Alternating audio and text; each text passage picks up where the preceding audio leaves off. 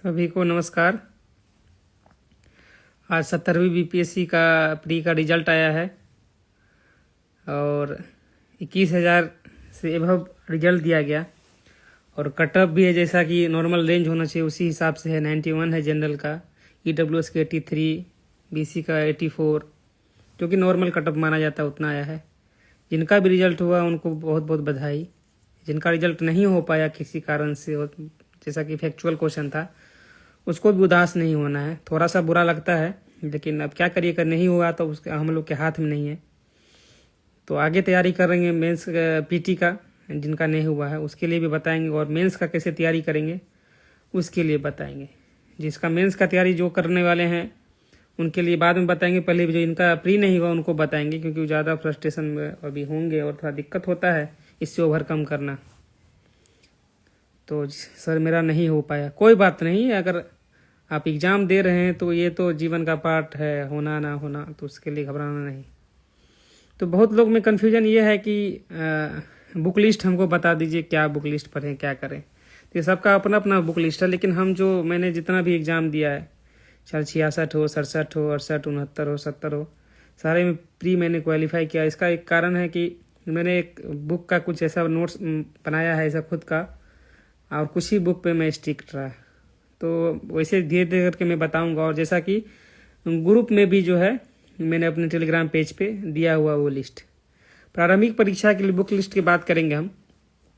तो 71वीं को ध्यान रखते हुए अभी से आप लोग प्राचीन भारत के लिए रामशरण शर्मा की एनसीईआरटी की किताब आती है, उसको ले लेंगे। 11th-12th का होता है, 11th का होता है पुराना एनसीईआरटी, वो पढ़ लेना है। मध्यकालीन भारत आपको एनसीईआरटी में सतीश चंद्रा का पढ़ना है, और आधुनिक भारत जो बिपिन चंद्रा का आता पुराना एनसीईआरटी वो पढ़ना है। इतिहास में इतना करने के बाद आप घटना चक्र का एमसीक्यू लगाइएगा चुपचाप बैठ के, और लूसेंट को एक बार पढ़ लेना है बढ़िया से। लूसेंट के बारे में भी हम आगे बताएंगे, ठीक है। बहुत सारे टॉपर जो होंगे आपको बहुत बड़ा बड़ा लेक्चर देंगे, ज्ञान देंगे, उस पर भी नहीं जाना। जो आधार है वो हम बताएंगे आपको। इतना करना, इतिहास आपका डन हो जाएगा। जैसा कि बताया, प्राचीन भारत रामशरण शर्मा, मध्यकालीन भारत सतीश चंद्रा, आधुनिक भारत बिपिन चंद्रा, और उसके बाद घटना चक्र का एमसीक्यू लगाना और लूसेंट पढ़ना है। कुछ लोग बोल रहे हैं कि स्पेक्ट्रम पढ़िएगा, फिर बिपिन चंद्रा छोड़ देना है, कोई एक ही किताब पकड़िएगा, ठीक है। विज्ञान पे बहुत ज़्यादा ही विवाद रहता है कि विज्ञान कहाँ से पढ़े। विज्ञान के लिए आप चुपचाप विज्ञान का लूसेंट आता है वो पढ़ लीजिए और घटना चक्र लगा दीजिए, उसके अलावा कुछ नहीं करिए। या तो विज्ञान का लूसेंट आता है उसको बढ़िया से पढ़ लीजिए अलग से, और घटना चक्र का एमसीक्यू सारा लगा दीजिए, उसके अलावा कुछ नहीं करना है आपको। सीधा सा बात याद रखिए, विज्ञान के लिए विज्ञान का लूसेंट आता है वो, और घटना चक्र, बस। उसके अलावा 2 किताब के अलावा कुछ नहीं पढ़िएगा आप। भूगोल के लिए क्या करिएगा, तो क्लास 9th का समकालीन भारत और 10 का जो है वो पढ़ लेना है। क्लास 11 का भौतिक भूगोल के मूल सिद्धांत उसको पढ़ लेना है, और भारत की भौतिक पर्यावरण उसको पढ़ लेना है। भारत के लोग और अर्थव्यवस्था 12th का है, उसको पढ़ना है।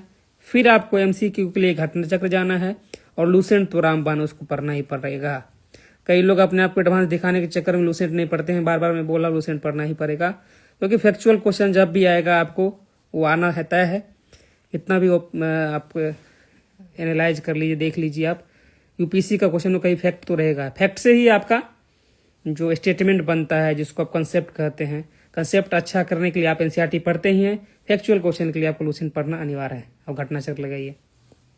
इकोनॉमिक्स के लिए आप क्या करिएगा, कक्षा 11 जो होता है कक्षा, उसका एनसीईआरटी आता है, 12th का समष्टि अर्थशास्त्र आता है किताब, वो दोनों पढ़ लेना है।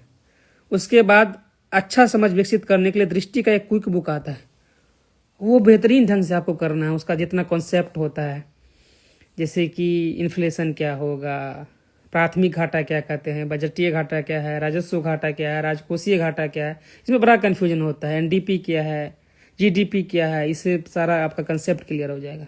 फिर आपको क्या करना है, फैक्चुअल क्वेश्चन के लिए लूसेंट देखना है, और लास्ट समय में इकोनॉमिक सर्वे और बजट जो आता है 1 महीना पहले एग्जाम प्री के, उसको बढ़िया से देख लेना, प्रीवियस ईयर क्वेश्चन, उसी आधार पे इस बार का वो सारा डाटा तैयार कर लेना, क्वेश्चन पकड़ाएगा इसी से, ठीक है। जैसे इस बार भी पूछ लिया कृषि का अर्थव्यवस्था में योगदान, जीडीपी में योगदान, ये सब सहभागिता दर, ये सब पूछते रहता है। फिर सबसे बड़ा चुनौती आता है आपको करेंट अफेयर। तरह तरह के लोग बताएंगे बात, करेंट अफेयर में ये पढ़ो वो पढ़ो। आप तो एक पहला बात न्यूज़पेपर पढ़ने का आदत डालिए। अगर न्यूज़पेपर नहीं संभाल पाते हैं तो आप कोई भी एडिटोरियल जो होता है पढ़ाने वाला उसको पकड़ लीजिए, ओनली IAS हो, कोई भी चैनल आपको जो अच्छा लगे, हम किसी का एडवर्टाइजमेंट नहीं करेंगे, जो भी आपको पढ़ने का मन है वो पढ़िए, उसका चैनल देखिए। और मंथली मैगजीन में आप क्रॉनिकल शांति से पढ़िए, प्रत्योदय दर्पण या क्रॉनिकल। क्रॉनिकल में इसलिए प्रेफर कर रहा हूँ, क्रॉनिकल में जो मेंस का टॉपिक है वो भी अच्छा से दिया रहता है और प्री का भी टॉपिक अच्छा से दिया रहता है, तो क्रॉनिकल मेरे लिए बेस्ट रहा था। PD भी पढ़ सकते हैं, जिनको जो पढ़ने में आनंद आता है वो पढ़िए। लास्ट समय में आप क्या करिएगा, लास्ट समय में आप कुछ नहीं करिएगा, जितना मंथली आप पढ़े हैं मैगजीन PD या क्रॉनिकल, उसका आपने नोट्स बना लिया होगा वो पढ़ लीजिए। और एडिटोरिया, स्पीडी या ऊंची उड़ान, तीनों 2-3 जो है वो अच्छी मैगजीन निकालती है, या फिर PDF ऊंची उड़ान का आपको मिल जाएगा कंपाइलेशन, उसको अच्छे से ढंग से आपको देख लेना है। इस बार भी 25-26 क्वेश्चन उसी से आए थे। मैं एडवर्टाइजमेंट नहीं कर रहा हूँ, मैंने देखा, उसका साक्षी मैंने दिया आपको। अब फिर आता है पॉलिटी। बस पॉलिटी में एक ही तो नाम है M लक्ष्मीकांत, उसके अलावा आपको कुछ नहीं देखना। अब ज़्यादा समय आपको मिल जा रहा है तो 11th का NCERT पढ़ देंगे, जिसका नाम है भारतीय संविधान एक जीवंत दस्तावेज, उसको पढ़ लेना है। बच्चा जैसे समझाया है, जो आपका बेसिक कंसेप्ट आपका क्लियर हो जाएगा। M लक्ष्मीकांत पढ़ने के बाद घटना चक्र पढ़ लीजिए। लास्ट टाइम अगर समय मिले तो लूसेंट पढ़ लेना है, नहीं मिले तो कोई दिक्कत है। फिर 10 सवाल आता है मैथ का। इस बार हालांकि कम था सवाल, उसमें क्या देखना है आपको, तो RS अग्रवाल में प्रतिशत हो गया, समय और कार्य हो गया, लाभ हानि हो गया, औसत हो गया, संख्या पद्धति हो गया, ये सब सारे टॉपिक आपको देख लेना है। इतना कर लीजिए, आपका प्री क्लियर हो जाएगा। बिहार स्पेशल का बात रहा तो पहले विवास पनोरमा की बुक आती है, अब वो बंद हो चुकी है, नया एडिशन आना। उसको छोड़ के आप एडिटोरिया का 2 बुक आता है, उसको अच्छा से बढ़िया से पढ़ लीजिएगा, क्वेश्चन वही से आएगा। अगर आप इम्तियाज अहमद पढ़ना पसंद करते हैं तो वो पढ़ लीजिए, कोई दिक्कत नहीं, बस एक किताब आपको रखना है, ठीक। मॉक टेस्ट में आप आते हैं, बात मॉक टेस्ट क्या करें, तो बहुत ज़्यादा मॉक टेस्ट के पीछे नहीं भागना है आपको, शांति से आप पढ़िए, पढ़ाई करिए। जब 2 महीना बचे आपका प्री का एग्जाम का पता है, तो चुपचाप कोई भी कोचिंग इंस्टीट्यूट पकड़ लीजिए, या अगर आप कोचिंग इंस्टीट्यूट पकड़ने में सक्षम नहीं है तो मार्केट में जाइए, मॉक टेस्ट देखिए जो BPSC के पैटर्न के हिसाब से। ये नहीं कि आप भारी भारी भरकम क्वेश्चन सेट कर दिया, अब तमिल संस्कृति के बारे में उसमें बता रहा है, ये है वो है, दिस है दैट, ये सब नहीं पढ़ना है आपको। आपको देखना है कि BPSC के सिलेबस पे कैसा क्या है, क्या पैटर्न पे क्वेश्चन आ रहा है, और वो इससे टेस्ट सीरीज आ रहा है कि नहीं, वही टेस्ट सीरीज आपको मारना है। अब मार के आपको चुपचाप बैठना नहीं, आपको देखना है कि कुछ टॉपिक में आपका गलती हो रहा है, उस टॉपिक को आके फिर घर पे दोबारा पढ़ना है, ठीक है। मॉक टेस्ट में मैं तो सजेशन दूंगा, क्योंकि मैं फॉलो किया था, इसीलिए कोई एडवर्टाइजमेंट नहीं है, आप खुद से बैठ के देख सकते हैं। ऊंची उड़ान का चुपचाप आंख मूंद के आप टेस्ट सीरीज लगा लीजिए, जो कि फ्री ऑफ कॉस्ट अवेलेबल हो जाता है मेरे टेलीग्राम चैनल पे ज्योति मैम के द्वारा, उसको कर लिए। या फिर कोई भी कोचिंग इंस्टीट्यूट का अगर मार्केट से आप उठाइएगा तो आपको मिल जाएगा, चुपचाप टेस्ट सीरीज उठाना है, फोटो कॉपी मिल जाएगा, कहीं भी दुकान पे आके घर पे मारना है, 2 घंटा समय निकाल के बढ़िया से, जितना देर का एग्जाम होता है, और उसको एनालाइज करना है घर पे आके कि हम कितना गलती किए, किस टॉपिक से गलती किए, ठीक है। तो इसलिए निराश नहीं होना, जितना भी हमारे भाई बंधु और बहन है वो तैयारी करें आगे। किसी को भी कोई दिक्कत हो तो आप हमको टेलीग्राम पे मैसेज करें, डिस्कस चैनल मैंने ओपन किया हुआ है, इसीलिए चैट ऑप्शन, आप लोग डिस्कशन कर सकते हैं आगे ग्रुप में कोई दिक्कत हो तो। लेकिन हाँ, पढ़ाई के अलावा फालतू आप डिस्कशन करिएगा तो ग्रुप से हम बाहर कर देंगे। मेरा कोई भी मौद्रिक जो लाभ है उसके लिए उद्देश्य से मैंने ये चैनल नहीं स्टार्ट किया है, बस ये करना है कि आप लोग को भटकाव ना हो, अच्छा मैं सजेशन दे पाऊँ। तो चलिए, आप लोग उदास मत होइए, बस 71वीं के लिए जी जान से लग जाना है। असफलता हुआ तो उसको सफलता में बदलना है, तो ज़्यादा समय अभी गवाइएगा नहीं। 1-2 दिन आपको दिक्कत तो होगा, क्योंकि आप तैयारी की, आपका एक्सपेक्टेशन होगा, घर वालों का एक्सपेक्टेशन होगा, तो उससे क्या करिएगा, आप समझाइए कैसे भी अपने आप को, ठीक है। आगे 71वीं का तैयारी करिए। अब आते हैं हम BPSC 70वीं मेंस को लेके क्या किया जाए, कब एग्जाम होगा।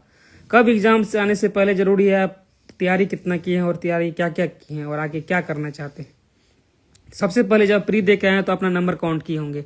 मैंने पहले ही अपने टेलीग्राम चैनल में बताया 85+ जिसका आ रहा है वो मेंस का तैयारी करे, बता दिया था। हालांकि 2-4 नंबर इधर उधर पोल वोल के हिसाब से हमको लगा कि 92-93 जाएगा, हालांकि उस हिसाब से कम ही आपका कट ऑफ गया, ठीक है। तो ये अच्छा रहा। हाँ, मेंस के लिए आप क्या करेंगे, हिस्ट्री के लिए बिपिन चंद्रा के NCERT की किताब बढ़िया से पढ़ लीजिए, या संजय सिंह सर है जेएनयू वाले, उनका टीएमएच का बुक आता है बिहार स्पेशल का, उसको देख लेना अच्छा से, जिसमें आर्ट एंड कल्चर भी आ जाएगा आपका। बिपिन चंद्रा के एनसीईआरटी से आपको चुपचाप शांति से आराम से जो इंडियन हिस्ट्री है उसका क्वेश्चन आ जाएगा। ठीक है, अभी मैं क्वेश्चन नहीं देख पा रहा हूँ, जैसा मैं पहले बता दूंगा उसके बाद मैं क्वेश्चन आंसर सेशन करूंगा। ठीक है, तो संजय सिंह का सीएमई के जो हैं टीचर, उनका टीएमएच का बुक आता है, वो पढ़ लीजिए आप एक बार। या यूटेडिया अगर निकालती है कोई बुक, वो उनका सबसे अच्छा बात रहता है यूटेडिया का कि वो शोध करके अच्छा से बीपीएससी उनका पकड़ है, टीम अच्छा है उनका, तो अच्छा बुक निकालेगी, तो वो कर लीजिएगा। आईआर के लिए आप क्या करिएगा, या करंट के लिए जो बेसिक नोट हम साझा किए हैं ग्रुप में, उसको देख लेना कि मैंने नोट्स कैसे बनाया है। ये दोबारा आज फिर टेलीग्राम पे शेयर कर दूंगा। ठीक है, उसको पढ़ लेना है। साथ में सिविल सर्विसेज क्रॉनिकल का जितना भी आर्टिकल है उसको देख लेना है, या अगर वो नहीं आपके पास तो विजन मेंस 365 का आईआर सेक्शन जो है वो देख लेना है, पिछले साल के लिए निकला होगा या इस साल का निकला होगा, उसको अच्छे से देख लेना है। ASEAN, BRICS, US India relation, Canada India relation, जितना भी आपको टॉपिक है देखना चाहिए। ठीक है, ग्लोबल साउथ, ये सब सारा कुछ आपका कॉन्सेप्ट पता होना चाहिए। ठीक है, जितना भी अभी बिल आया उसके बारे में आपको पता होना चाहिए। करंट जो बिहार बेस्ड होता है उसको आप सबसे अच्छा सोर्स मैं मानता हूं कि इंटरनेट और आर्थिक समीक्षा है, उसके आधार पे आप बना सकते हैं। जैसे आप मारेंगे कि बिहार में गरीबी, उसका क्या कारण है, डाटा क्या है, योजना क्या है, जितना हो सके योजना बिहार स्पेशल डाले, छोटा छोटा पॉइंट, बुलेट पॉइंट में, तो आपको अच्छा नंबर मिलेगा GS2 में और GS1 में भी। ठीक है, डीआई एक सबसे बड़ा सवाल आता है डीआई का। ठीक है, डीआई जो है, डीआई में ही बहुत आदमी मार खाता है। मेरा भी डीआई के नंबर के कारण मेरा थोड़ा सा रैंक ऊपर नीचे रहा है दोनों बार। अगर डीआई सही रहता तो टॉप लिस्ट में रहते, 1 to 10 में हो सकते थे। तो डीआई में आप क्या करिएगा, चुपचाप आप RS अग्रवाल सर की जो बुक आती है उसको पीछे जो उसका दिया हुआ उसको पढ़ना है और उसका बनाना है। उसके बाद LK झा सर की 2 बुक आती है, वॉल्यूम 1 और वॉल्यूम 2, उसको लेके अच्छे से पढ़ना है। अगर हो सके, अगर आपको क्लास करने का मन है तो LK झा सर का क्लास चलता है, आप उनसे बात करके क्लास भी कर सकते हैं। अगर मेरा नाम बोलिएगा हो सकता है तो कुछ कम कर दे, भी एक बार बोल के देखिएगा। एडवर्टाइजमेंट हालांकि मैं नहीं करता हूँ, पहले आप डेमो लिख के देखिएगा, अगर उनका क्लास सही समझ में आए तो लीजिएगा। मुझे फायदा हुआ था, तो मैं पहले ऐसा था कि दोनों में डीआई गलत करके आता था वो, हालांकि जीएस के नंबर पे मेरा इंटरव्यू कॉलिंग हुआ हर बार। तो आप एक बार LK झा सर से बात करके, उनका नंबर होगा ऑनलाइन कहीं पे भी, तो आप बात कर सकते हैं। और उनका बुक आता है LK झा सर का, वॉल्यूम 1 वॉल्यूम 2 करके, आपको डाटा इंटरप्रिटेशन का, उसको अच्छे से कैलकुलेटर के साथ मिलके बना जाना है, आपका GS1 कंप्लीट हो जाएगा। इसके अलावा कुछ मत करिएगा, क्योंकि आपके पास समय नहीं है और पढ़ना ज़्यादा है। ठीक है, हमको लगता है जब इतना स्पीड से रिजल्ट आ रहा है, सब कुछ हो रहा था, मार्च से लेकर अप्रैल तक में आप लोग का मेंस भी हो जाना चाहिए, और ये स्टूडेंट के लिए अच्छी बात भी है। अब आते हैं GS2 पे। सबसे चैलेंजिंग चीज़ है GS2, उसमें नंबर कम आते हैं।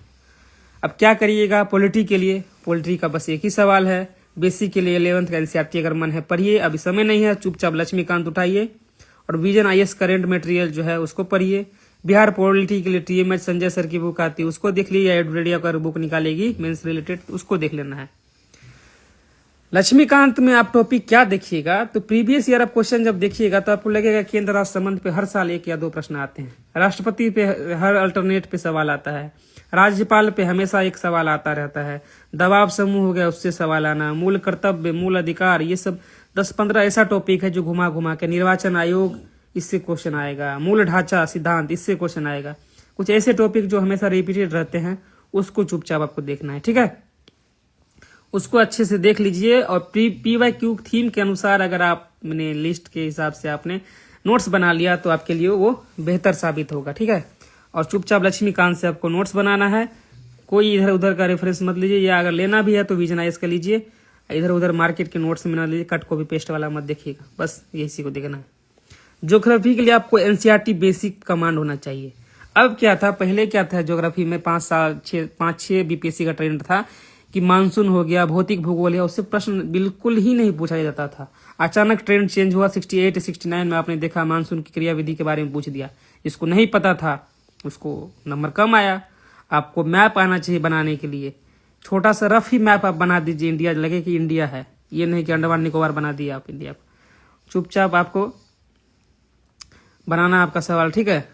कोई स्टेट ना बना के आपको इंडिया का ही अगर आ रहा है मैप उतना बना दीजिए आप। बिहार का आपको रफ मैप आना चाहिए, उसमें आपको मानसून के बारे में दर्शाना चाहिए। जेट स्ट्रीम प्रभाव क्या है, अल-नीनो क्या है, ला-नीनो क्या है, दक्षिणी दोलन क्या है, ये सब सारा सवाल आपको मतलब कंसेप्ट आपको पता होना चाहिए। मानसून की क्रियाविधि क्या है, एग्रीकल्चर को क्या इफेक्ट करता है। इसके लिए आप एनसीईआरटी की बेसिक किताब आती है भारत के भौतिक भूगोल, वो पढ़ लीजिएगा। अंडरस्टैंडिंग आपकी अच्छी होगी, आप ज्योग्राफी कर जाइएगा, ठीक है। इकोनॉमिक्स में फिर से बोल रहे, इकोनॉमिक्स में क्या करना है आपको, 11th का एनसीईआरटी और क्विक बुक आता दृष्टि का, उसको अच्छा से बेसिक पढ़ लेना है। मैगजीन, इकोनॉमिक सर्वे और बजट के हिसाब से जितना भी आप पीवाईक्यू के हिसाब से आप देखेंगे, बेरोजगारी हो, जनांकीय लाभांश हो, गरीबी हो, एग्रीकल्चर हो, सारा टॉपिक थीम बेस्ड आप तैयार कर लीजिएगा इंटरनेट के माध्यम से, ठीक है। आप उसका सारा डाटा सारा कुछ आप लिख लेना है आपको एक जगह पे, कैसे क्या क्या पूछा है बायफरगेट करके पूरा एकदम से, ठीक है। इससे आपका इकोनॉमिक्स हो जाएगा। साइंस एंड टेक का आप सवाल आता है। साइंस एंड टेक पे अभी तक मैंने जहां भी देखा तैयारी किया, कोई भी ऐसा बुक नहीं है जो मैं आपको बता दूं कि ये पढ़ लीजिए आपका साइंस टेक अच्छा से कवर हो जाएगा, बिल्कुल नहीं होगा। क्योंकि साइंस एंड टेक ऐसा विषय है जो आप कंसेप्ट के साथ साथ डायनेमिक सब्जेक्ट है। डायनेमिक कैसा है कि अगर आज जीनोम मैपिंग परियोजना के बारे में कुछ है तो कल और कुछ क्या विकसित हुआ है वो आपको देखना पड़ेगा। उसके लिए शांति से आप इंटरनेट का सहारा लीजिए, यूट्यूब लेक्चर का सहारा लीजिए। बेसिक आपका अच्छा होना चाहिए, कोई रॉकेट साइंस नहीं है, आपको उसका एप्लीकेशन बनाना है। अब ये पता चला कि आप एग्जाम में बैठ के रॉकेट बना रहे हैं अगर आप स्पेस टेक्नोलॉजी पाए, ये नहीं करना है आपको। उसका एप्लीकेशन क्या है वो आपको बताना है, ठीक है। चुपचाप इंटरनेट का यूज करिए, गूगल का सर्च मारिए space technology in India and जो आपका भी है, अगर अंतरिक्ष प्रौद्योगिकी आपको लिखना है वो लिख के सर्च मारिएगा या कीवर्ड डालिएगा, दृष्टि आईएएस, धी आईएएस, एक से एक मटेरियल पड़ा हुआ है, उसको to the point keyword note करिए, हो जाएगा आपका काम। डाटा के लिए आप बजट, इकोनॉमिक सर्वे या साइंस एंड टेक्नोलॉजी मिनिस्ट्री है उसका वेबसाइट देखिए, हो जाएगा आपका काम। इसरो का वेबसाइट देखिए, स्पेस टेक्नोलॉजी में ढेर सारा इनिशिएटिव लिया है, ग्राफिकल व्यू में बनाया गया है, उसको पढ़ लेना है, साइंस टेक्नोलॉजी भी हो जाएगा। कोई किताब नहीं खरीदिएगा, बता दे रहे आपको 10-5 टॉपिक है, उसी से सवाल आता है और वही साइंस टेक है। आपको पता होना चाहिए बायोटेक्नोलॉजी क्या है, इतना बेसिक आपको पता होगा, उसका कितना उसका प्रकार है, बायोटेक्नोलॉजी का कहाँ कहाँ यूज होता है। बीपीएससी जब सिलेबस दिया उसमें सीधा लिखा हुआ है कि विज्ञान एवं प्रौद्योगिकी का एप्लीकेशन क्या है, इस सिलेबस में लिखा हुआ है। तो आपको एप्लीकेशन पे ध्यान जाना चाहिए, ना कि आप उसके बेसिक्स। अब पता चला कितना लोग को हम देखते हैं परमाणु जो ऊर्जा है उसी पे फर्स्ट जनरेशन में क्या था, सेकेंड जनरेशन में क्या था, तो थर्मल पावर था, क्या था, क्या क्या क्या मशीन उसीन का चित्र बना के चला था। नहीं बनाना, नहीं करना है, ठीक है। आपको एग्जाम निकालने से मतलब है, ना कि आपको विद्वान बनने से, ठीक है। इतना कर लीजिए, आपका हो जाएगा GS2B, ठीक है। अब आते हैं आप एसए में। इससे बड़ा चैलेंजिंग हो गया, इससे इसलिए चैलेंजिंग हो गया 69वीं में आपने देखा होगा जो अब कुछ लोग बोल रहे हैं कि जो हिंदी माध्यम में अच्छा नंबर दिया गया। इसका मेरा जो पर्सपेक्टिव है, मैं जहां तक देख पाता हूं, हिंदी माध्यम में नंबर देने का कारण क्या है। हिंदी माध्यम में आपके पास एसे के लिए बहुत सारा मटेरियल है। आप एसे में आप खुले मन से लिख सकते हैं। हिंदी में कविता है, कहानी है, प्रेमचंद की एक से एक पंक्तियां हैं, कबीरदास है, रहीम है, सारा खजाना आपके पास है। तो आप हिंदी माध्यम वाले यहाँ पे एज ले सकते हैं। ये यूपीएससी का भी ट्रेंड रहा है कि निबंध में और एथिक्स में हिंदी माध्यम वालों को अच्छा नंबर मिलता है। हालांकि जो इंग्लिश माध्यम में भी अच्छा लिखते हैं उनको भी नंबर मिलता है, लेकिन मेरा मानना है कि यहाँ पे उनको थोड़ा सा एज मिलता है, जैसा कि मैंने ट्रेंड देख रहा हूँ। क्योंकि उनके पास ये नहीं कि बाइस्ड है आयोग, ऐसा नहीं। उनके पास बहुत सारा ऐसा एग्जाम्पल है, ऐसा कहानी है, कविता है, जिससे आप एलोबरेट कर सकते हैं, अपने आप को कनेक्ट करवा सकते हैं। और खास करके सेक्शन 3 जो है वो तो एक गोल्डन अपॉर्चुनिटी है हिंदी माध्यम वाले लोगों के लिए, ठीक है। आप ऐसे के लिए क्या करेंगे, देखिए आप वही बात आ जाएगा। अगर मैं आपको कोई बुक बोल दूंगा, बोलने के लिए बोल देता हूँ, दृष्टि आईएएस का बुक आता है या निशान जैन सर की बुक आती है, आप पढ़ लीजिए, लेकिन मुझे नहीं लगता कोई फायदा है, क्योंकि ये एक सब्जेक्टिव चीज है, ठीक है। सब्जेक्टिव चीज इन द सेंस कि अगर आप सारा विषय पढ़ चुके हैं तो आपको किसी बुक पढ़ने की आवश्यकता नहीं। जैसे बच्चा में हम लोग लिखते हैं गाय पर निबंध लिखे, तो आपको कितना ज्ञान था उसी धार से लिख लेते थे कि ऐसे है, गाय दूध देती है, चारा खाती है, 4 पैर, ये वो। तो अब आप उस बौद्धिक क्षमता से ऊपर आ चुके हैं, तो आपको क्या करना चाहिए कि मल्टी डायमेंशनल अप्रोच अपनाना चाहिए। कोई भी टॉपिक पे आपको ध्यान देना चाहिए। अगर स्वास्थ्य पे आए तो आपको स्वास्थ्य पे इतिहास में क्या रहा, वर्तमान में क्या है, क्या सरकार इनिशिएटिव लिया, कोरोना के बाद क्या चेंजेज आया, महामारी क्या है, सारा कुछ आपको जानना चाहिए। स्वास्थ्य पे कभी क्या बोला है, कौन क्या बोला, स्वास्थ्य का क्या महत्व है, आपको देखना चाहिए। SDG गोल में क्या है, सारा कुछ आपको टॉपिक में, मतलब मल्टी डायमेंशन अप्रोच आपको रखना चाहिए। इसी के इर्द गिर्द आप घूमते रहिए, आपको निबंध में अच्छा मार्क्स आएगा, मैं गारंटी के साथ देता हूँ। ठीक है। और पार्ट थर्ड का बात करते हैं आते, कुछ नहीं होता। पार्ट थर्ड ये है, आप अगर उसका मीनिंग समझ के, जैसे पार्ट 1 पार्ट 2 आप लिखे, उस पार्ट थर्ड को उसी हिसाब से लिखना पड़ेगा आपको बस मीनिंग उसका पता करना है। ये जो कहावत है, जो बिहारी लोकोक्तियाँ बताई जाती कभी यार, मैथिली में, मगही में, भोजपुरी में रहती है, उसका मीनिंग क्या है, उसका सार क्या है, वो क्या कहना चाहता है, अगर आपको पता है तो आप अच्छा से निबंध लिख पाइएगा। बाकी चीज़ के लिए मैं टेलीग्राम पे ग्रुप बनाया हूँ, बीच बीच में गाइड करूँगा। चूँकि मैं अभी पार्ट में 1 महीने का CIC का प्रशिक्षण प्राप्त कर रहा हूँ, अंतिम चरण में है ये प्रशिक्षण, तो इसलिए मेरे पास समय नहीं मिल पाता यहाँ के हेक्टिक शेड्यूल से, जो आप लोगों के बीच में लगातार आ पाऊँ। लेकिन जितना भी समय मिलेगा मैं हमेशा आप लोग के बीच हूँ, चाहे वो 71वीं PT के बारे में आप लोग को कुछ पूछना हो, या फिर BPSC मेंस 70वीं के लिए, मैं हमेशा आप लोग के साथ हूँ, मदद करूँगा। मुझे खुशी मिलती है कि जो गांव घर दूर दराज के बच्चे हैं वो नहीं पढ़ पाते हैं, लेकिन अगर मेरे कारण कोई पढ़ पा रहे, मुझे खुशी मिली कि बहुत सारा मैंने मैसेज देखा कि सर मेरा रिजल्ट हो गया, बहुत अच्छा लगा अंदर से कि चलो हुआ, आगे तैयारी करें। ठीक है। अगर कोई आप लोग का सवाल है तो पूछ लीजिए। सर 71वीं BPSC एग्जाम के लिए कुछ बता दीजिए। सर मैंने ऑलरेडी बता दीजिए, आप देख लिए। सर प्रिय हो गया, चलिए बधाई हो। ठीक है, इतना कर लीजिए। सर थोड़ा टाइम निकाल कर मेंस के लिए हम लोग को आंसर राइटिंग में गाइड कर दीजिएगा। बिल्कुल बिल्कुल बिल्कुल बिल्कुल करेंगे, घबराना नहीं है। बस आप लोग अभी पढ़ाई स्टार्ट करिए। PYQ निकालिए आप लोग। PYQ के लिए आप घटना चक्र या फिर KBC नैनो या फिर एडिटोरिया हिंदी माध्यम के हैं तो आप ले सकते हैं। और किसी भी एक इंस्टीट्यूट का आप टेस्ट सीरीज पकड़ लीजिएगा, लेकिन आप देखिएगा वो BPSC के स्टैंडर्ड का है कि नहीं। ऐसा नहीं कि ऐसा हाई फाई बना दिया है और कोई फायदा नहीं है इसका। सर प्री नहीं हुआ, बहुत बुरा लग रहा है। कोई बात नहीं बाबू, प्री नहीं हुआ तो आगे हो जाएगा, इसमें क्या चोरी थोड़े की हो, नहीं हुआ तो नहीं हुआ, आगे होगा। बहुत मेहनत की तो मेहनत कभी व्यर्थ नहीं जाता है, अगली बार होगा, क्या दिक्कत है, अगली बार करिए। थोड़ा सा बुरा तो लगेगा ही, मेहनत की तब तो बुरा लग रहा है। सर आपका कॉपी देखकर आंसर राइटिंग सीख रहे हैं, सही रहेगा ना सर? हाँ, मेरा कॉपी या किसी का भी कॉपी हिंदी माध्यम देख सकते हैं। भैया मेरा नाम लिए पहले RRB में 87 नंबर है। चलो मुरारी बाबू, तुमको बहुत बहुत बधाई हो, तुम्हारा RRB में रिजल्ट हो जाए। भैया प्री नहीं हुआ, बहुत तकलीफ हो रहा है। कोई बात नहीं बाबू, पढ़ाई करो, आगे हो जाएगा। सर कुछ क्वेश्चन का आंसर राइटिंग करेंगे तो थोड़ा चेक भी कर दीजिएगा। हाँ, अगर समय मिलेगा तो मैं कोशिश करूंगा कि आपका चेक कर दूं। ठीक है, कोशिश करते हैं। चलिए, सभी को शुभ रात्रि। कोई भी क्वेरी हो तो आप टेलीग्राम पर डिस्कशन चैनल बना हुआ, उस पर आप लोग पूछ सकते हैं। जब भी समय मिलेगा तो मैं रिप्लाई दूंगा। ठीक है, शुभ रात्रि, धन्यवाद।